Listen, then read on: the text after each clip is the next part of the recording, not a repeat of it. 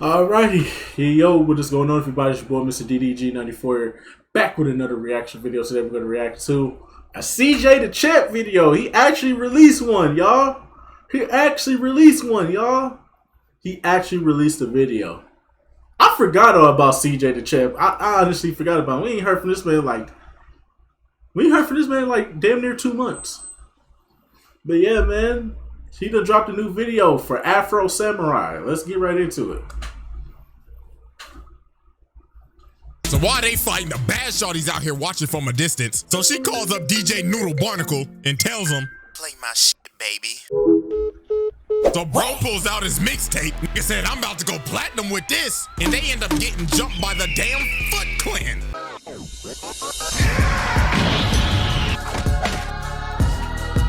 I forgot all about CJ Dachamp, bruh. Alrighty, ladies and gentlemen. It is time to return once again to the round table of Black Air Force activity. A series that we observe and analyze 2D niggas going to beat the shit out of other 2D niggas for our joy and entertainment. And ladies and gentlemen, without wasting time, I'm gonna just go ahead and tell you. Today we is going over one of the coldest niggas to ever grace a manga panel in animation itself. And not to mention the nigga's riz is unspoken. But ladies and gentlemen, the coldest samurai to ever do it, this nigga Afro. I mean, come Afro on, yo, this man was Samurai. so cold. They had to get Samuel L. Jackson to voice this nigga. I mean, what more evidence do you need? I mean, I'm still gonna do the trial and shit, but y'all already know we got the evidence on deck, so strap in, get some popcorn, and without further ado, Exhibit A. Yeah, alrighty, ladies and gentlemen. Now, to understand how this man became the coldest nigga to ever walk the earth, we gotta go back to the past. Now, as we can see, Afro is a little ugly ass jit. I ain't even gonna lie to you. You cannot tell me that bro is not built like the black ass NPCs from Sonic Unleashed. That big ass bobblehead, this nigga is a Funko Pop. And then look at this man dad. This man looking cold as a mug. So Afro's dad has the #1 headband. And you see, the #1 headband in this world basically means you is the coldest man to walk the earth. You is him. But there comes some baggage with it, because everybody's your op. Everybody wants the goddamn headband, but you have to have the #2 headband to challenge the #1. So Afro's dad is about to face off against the #2 headband. Now you see, the holder of the #2 headband is this man named Justice. But to be honest with ourselves, this is literally Freddy Krueger. Bro decided to make a guest appearance. So this man Freddy wasted no time. Bro pulled out the dual revolvers and started blasting. But that man Afro's dad was the coldest man on the earth for a reason. He started blitzing bro. Had this man on his heels tiptoeing back to Elm Street. So as he has bro right where he wants him, he goes in for the kill shot. But unfortunately, Freddy had tricks up his sleeves. He decapitates this nigga right in front of his son. Fatality. And then this man picks up his head, takes off the #1 headband, and throws it at this little nigga. He said, "Here's your nappy-headed ass daddy head, boy." So then he walks up to Afro, this traumatized kid that just saw his dad's head get cut off, and he says, "Ooh, it's unfortunate you had to see that little nigga. But it's all good though, cause guess what? You fed or what? New op pack in the air, this gas or what? Still be alive right now if you nigga. It's a pack watch on Elm Street, nigga!" So after Afro just witnessed Freddy Krueger put his dad in a pack and smoke it right in front of his face, his quest for revenge began. Now, I ain't gonna lie, the man went through some tough times. Bro got jumped by some bandits while they was playing with his dad's skull. Bro said, "Fetch, little nigga," and sends him flying and leaves him for dead. But he ends up getting found by Gino and Otsuru, and he ends up getting raised in a sword fighting orphanage and trained in sword fighting under his master, who is going to be very important later on. So one day Afro's out with Gino and Otsuru selling some fruit, and he ends up overhearing these dudes talking about, "Hey, so is #2 really back in town?" "Yeah, man, apparently he's back from smoking all the ops." So this man Afro overheard this, and he decided, I'ma go jump this nigga. So later on, he runs up on bro, beating some cheeks in the room. "Hey, yo, what the fuck?" And runs up on him like, "Where the #2, nigga?" And bro's like, "Hey, bro, chill. You see me busy up in here, don't ya?" Yeah, fuck all that. Her booty stank anyways. Where's the #2, nigga?" So bro tried to pull out the strap, but Afro slits his throat makes his shorty pass out, and just straight up murders bro. Bro cock blocked the dude and killed him. But the dude wasn't dead yet, and basically gave him the Thanos speech, "You should have gone for the head," and murks himself. So later on, bro's crew ends up pulling up on Afro and all the kids because they trying to slide back for they nigga. So they pull up on Afro and straight up surround him. They are really about to jump a little kid. They said, "We sliding for background character 384. So Afro said, "All right, then bet." So he started drinking his lemonade, threw the lemonade at bro, and used it as a distraction to take his sword and decapitate bro. Spat his hot ass breath in this dude's eyes, cut off dude's arm, makes this guy kill his own teammate, slices this grown-ass man in half, but then Gollum comes behind him and grabs him and starts saying, "My precious."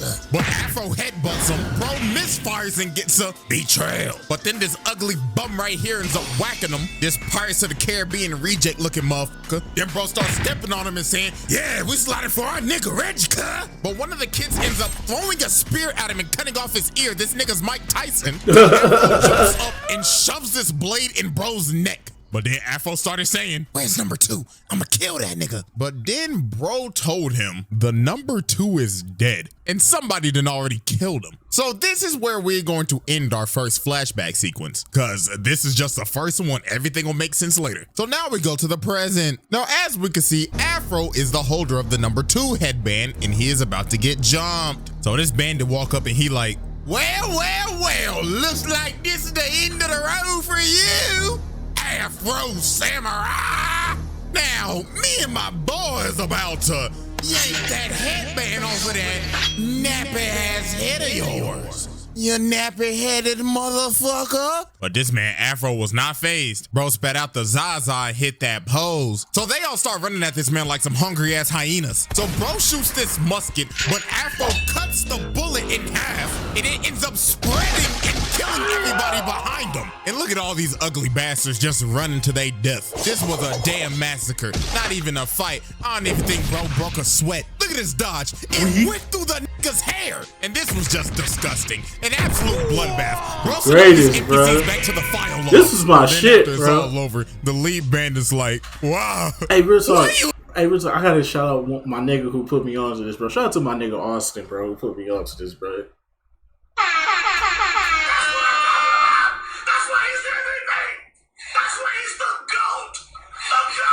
Shout out to my nigga Austin, bro. I ain't caught up with you in a minute, bro. It's been a long time, bro. It's been a long time, bro. Shout out to you for putting me on to this, bro. It's my nigga right there, bro. Shout out to my nigga Austin, bro. You had to do this to us, nigga. This my the shit, fuck we bro. do to deserve this, car? I love this. You want to know what Afro's response was? Bro just casually smoked their pack. Bro said, "Rip, bum ass nigga." Then after that, he went to his imaginary friend Ninja, and bro said, "Hey, pass that shit, nigga." And look at his monstrous inhale. Bro said, "God damn." So after that massacre, word starts spreading out that Afro's back in town. Everybody in this bar is shook. They like, boy, ain't no way in hell that nigga real. And I know everybody in this bar gotta be high as fuck. It is smoky as shit. Probably smells like straight Black and Miles, gas in a 2-pack of ass. So this man Afro walk in here and all these sketchy ass motherfuckers are shook. So he walk up to the fine ass bartender, I ain't gonna lie. So she like, "Hey, how you doing, baby? What you feeling today? Henny, Patron, Crown, Bacardi? I could make a mean ass mojito, nigga." So you think Afro would get a mean ass drink, like just straight Hennessy straight out the bottle? You know what bruh said? Lemonade, ice, cold. What? Embarrassing. Well, everybody like, "Hey, what the fuck, old soft ass nigga?" Look at this big black nigga looking like Balrog. Bro slams the glass of lemonade and he's like, "Yo, pussy ass nigga, you best drink a man's drink, huh?" But Afro lifted up his hand and Shawty was like, "Another one? On his tab?" So then Big Boy tried to swing at him, but Afro backhands bro and sends him into spin cycle. And look at this unspoken Riz. She was like, "God damn." So Afro pulls out this crazy ass looking straw. And she's like, "Damn, you cold as hell." And bro took a mean ass sip and said, "God damn." And after that, it was raps. The bartender was ready to give up the poom poom.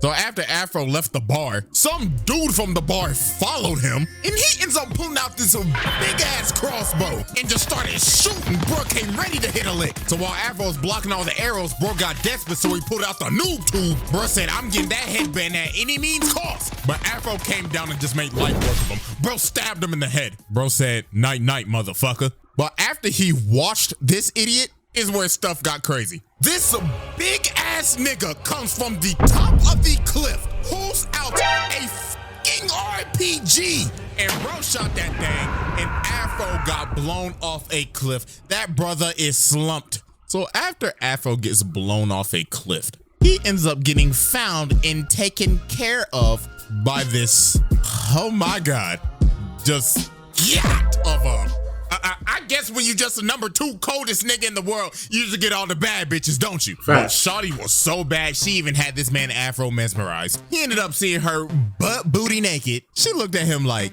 hey. And bro just looked at her and said, yacht. But little did Afro know, shawty was two-timing him the whole time. She was working with the goddamn Peanut Head Collective, the ones that shot Afro off the cliff. So she asked him to stay. She like, hey, so can you watch these fireworks with me? So they went outside, started watching these fireworks, and she just got freaky as shit. She started rubbing up on this man's arms, started kissing him. So obviously, that man Afro was like, oh, I'm busting the shit out of these cheeks. And yeah, you know what happened next. Turn on the R&B music, nigga. It's something These are my hands, YouTube. These are my hands. As you can see, I'm just clapping to congratulate a young nigga for getting some ass. So after Afro dropped off the BBC Glizzy Destruction, Shorty said, I can't do this no more. She ends up betraying the League of Peanut Heads because she was like, nah, I can't do this. The BBC too good. But actually the reason was, this is actually his childhood friend Otsudu the whole time. The one that straight up found him when he was left for dead. And she said she wanted to watch the fireworks with him before she died. So while they having this sentimental ass conversation, they end up getting ran up on by the ops. So Afro's telling this shawty, you need to get the stepping button. And the Peanut Head on top like, stupid bitch, letting the BBC hypnotize you and shit. And then they just straight up burnt the house down, bro. And this man Afro was hurt. But this done made the man even more revenge driven. Bro was like, first my dad, now my shawty? Nah, nigga, that ain't gonna do. And then this man Ninja come out and he started talking, saying, hey, my brother, I mean, at least you got the hit. Now keep this pick that she gave you and pick out that nappy. At least you got the pussy. So Afro goes up and runs up on the Empty Seven clan, or basically what I've been calling them the whole time, the League of Peanut Heads or the Peanut Head Collective. I mean, they basically the League of Shadows with peanut heads. But anyways, they ended up making a robot clone of this man. Look at his blood, his face, and his doppelganger. Bro doing the same thing that he doing. So Afro started getting into it with the Afro bot, but I ain't gonna lie, Afro was getting whooped. And then the Peanut Heads on top like, yes, my brothers, witness that nappy-headed ass nigga get his ass whooped. But that man Afro had to lock in, so that man had to unlock the earliest form of Ultra Instinct, but we ain't know what the hell to call this back in 2007, so he unlocked the power of Bob and Weave. And look at his elegant ass jump. Then he just slices bro right down the middle. Made light work of that phony ass AI. So later on, while he's basically raiding their palace, he ends up running up on this one Peanut Head, and bro is just sitting there with some damn headphones on his head. I don't know what bro listening to, but it sounded like he listened to some Cardi leaks. Bro saying, she sucked on my dick. I put out her back. Look that BBC. Then bro just starts pouring some tea, then just starts bowing down saying, please just let me listen to my Cardi leaks in peace. So after Afro passed him, he ends up running up on the big ass dude that shot him off the cliff. But Afro made short work of this bozo. Bro came from the roof and said, this is for my shawty.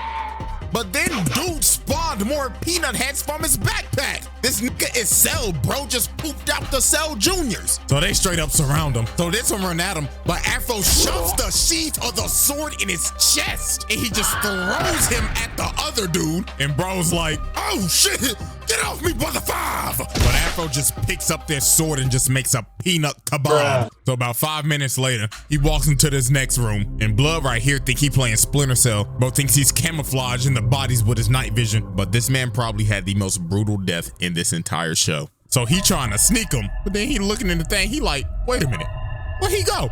Afro pops this man's eyes out and shoves the thing in his eye sockets. Oh my goodness. But nah, what's even more crazy, this damn Afro bot came back. So then they start having the fight of the century. This hoe goes up to Kingdom Come, and then they just start fighting while falling through the clouds. But that man Afro got a good stab on him, and the robot was like, oh shit, danger, danger. And Afro just slams the robot back into the palace. And then the sword comes down right into its head, and the robot ends up blowing a load. Pause, but literally, nigga said, that felt good. So after Afro cooked the entire league of peanut heads and spun back for his shawty, he ends up running up on a man with a teddy bear on his head. And he's like, I've been waiting a long time for this, Afro Samurai.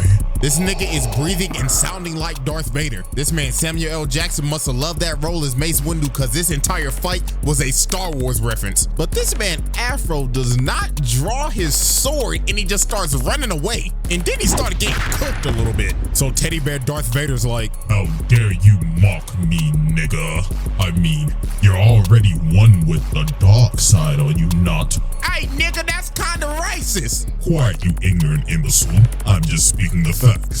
He jumps up and just slams him through this entire building. So then he ends up taking off the teddy bear mask, and this is his other childhood friend, Gino. So now we end up moving to our second flashback and how this man Afro actually got the #2 headband. So do you remember his master that took him in and raised him and trained him in sword fighting? Yeah, Brody had the #2 headband the whole time. But this man Afro said, I do not care if you are my master. I need that musty ass headband, nigga. And he's like, do you dare fight me, boy? I raised you. I was the father that stepped up. But all these bandits end up running up on them and all they students, because everybody wants that #2 headband. But it was a literal bloodbath. All of Afro's friends just started dying. Gino got his back blown out. And then after this, his master turns around and he's like, Afro, do you want this fade? And of course, Afro was like, yeah. So Afro just straight up offed his master. Bro said, you are not my dad. So that man Gino got up and he was like, Afro, what have you done? You're my brother, Afro. I mean, even though you're already on the dark side, you were supposed to destroy the Sith, not join them. My bad, cuz. And that man Gino fell off a cliff. And after that day, Ninja was born to help Afro cope, and Gino was found by the League of Peanut Heads and turned into Darth Teddy Bear. So after Afro sheds Ninja from his conscience because bro was like, I gotta tap in, Afro finally got serious and they started really scrapping. But this man Afro said enough of this bullshit and hits this man with a critical hit.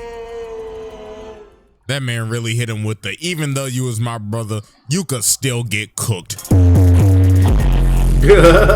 Rest in piss, bozo. So finally, after all the long years in the rampage this man has gone on, Afro is now about to slide for his pops. This man Justice, aka Freddy Krueger, just sitting here looking malnourished as fuck, looking like a dried sponge, starts saying, about damn time, little nigga. In all honesty, I was getting bored. But it looks like your black asses finally came to spin for your pappy. So Freddy jumped up and shoot him and told him, get ready to join your daddy, nigga. So this man just started blasting, bro. This nigga has an infinite mag. He hasn't reloaded once. But that man Afro got in close and cut off his arms. But this man Freddy said, you've fallen into my trap, dumbass. And it is finally revealed how this man killed Afro's dad. Bro has a third arm in his back. But Afro counters it and slits bro's throat, and that nigga's head is hanging on for dear life. But obviously, it's not that easy to kill Freddy. Bro reattaches his head and earth bends this nigga to heaven. So bro thinks he stabbed him through the head, but bro's aim is garbage. He stabbed him through the afro. So Afro comes down and shish kebabs this nigga. Fatality. And that man Afro finally became the coldest nigga in the land. For now. Alrighty, ladies and gentlemen. Now, as you could tell, that was a long ass Exhibit A. Because to be honest with you, that's the only shit bro needed. But Exhibit B stands for bonus. I mean, come on, who doesn't want a little bonus exhibit from yours truly? So after you know the whole main story happens, there's a movie after this where some bad bitch comes and tries to fuck up this whole nigga's life. And she is also another one of Afro's childhood friends. Why is all of his childhood friends trying to kill him? So she ends up taking the #1 headband from him and ends up resurrecting this man's dad. But what we are gonna be focusing on is actually none of that. There is a certain fight in this movie that will deadass make you question your morals. And you will realize, even though this man Afro is the protagonist, this man is no damn hero. So since Afro lost the #1 headband, Afro had to go and search for the #2 again. So later on, while he's on his journey, he runs into some motherfucker looking like he just got off the set of Pocahontas kidnapping some kid. But obviously, bro started shitting bricks when he realized, oh shit, nigga, that's Afro. So bro tried to shoot him with his shorty, but that man got cooked in like 0.5 seconds. Blood got his face sliced off. So then this man's dad comes, and he's like, hey bro, I appreciate you saving my kid and everything, dude. Judging by your appearance, are you here for Rolling Loud, brah? What? You got to be. Come on, bro. Let's go get some drinks before the concert. And this man was not lying. While Afro was getting drinks with this man, these motherfuckers is dead ass having a music festival. Look at the dude right here, bro. Like, yo, y'all know what the fuck going on? It's your boy DJ Noodle Barnacle in this motherfucker. Make some motherfucking noise. I want all your bitches and niggas to get the fucking jumping. Let's get it.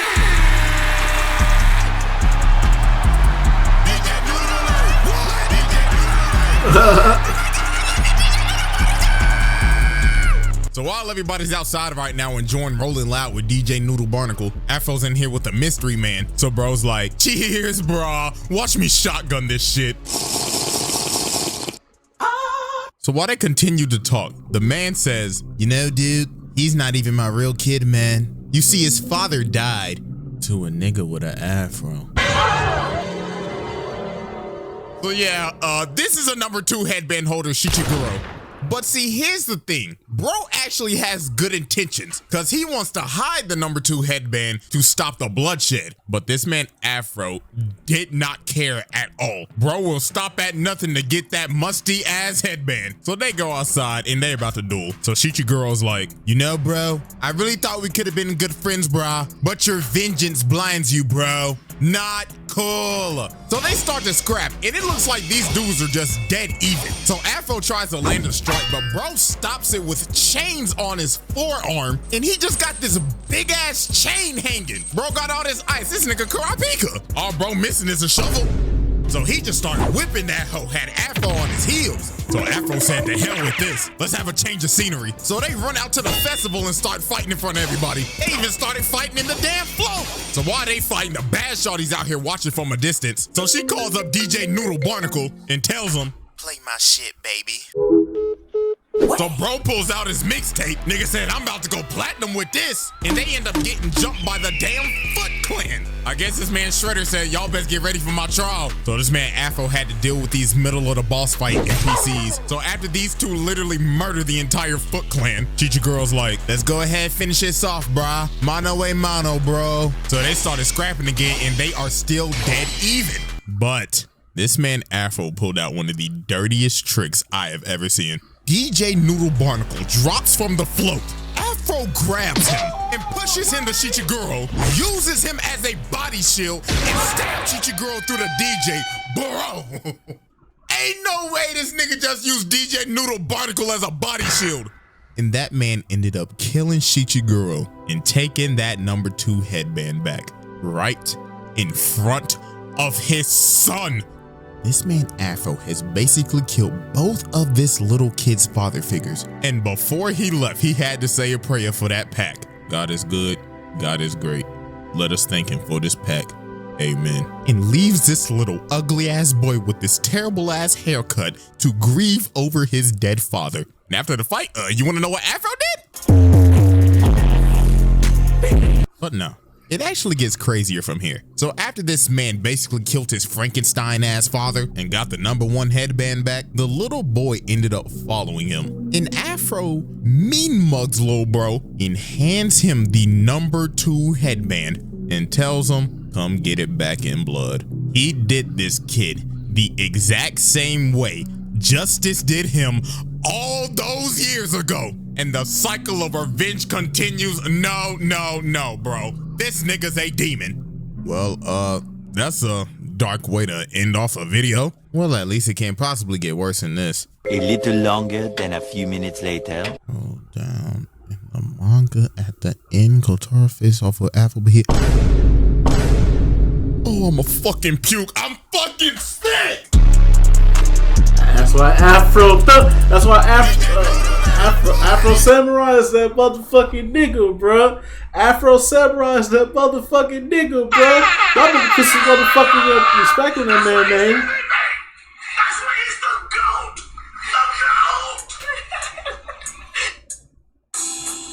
Y'all better put some motherfucking respect on Afro Samurai name, man. Fuck y'all talking about, though? One of the greatest, in my personal opinion, one of the greatest animes I've ever witnessed. I don't care what nobody say. That's my favorite anime of all time. I don't care if it is racially biased. I don't give a fuck. It's racially biased to say that. I don't give a fuck.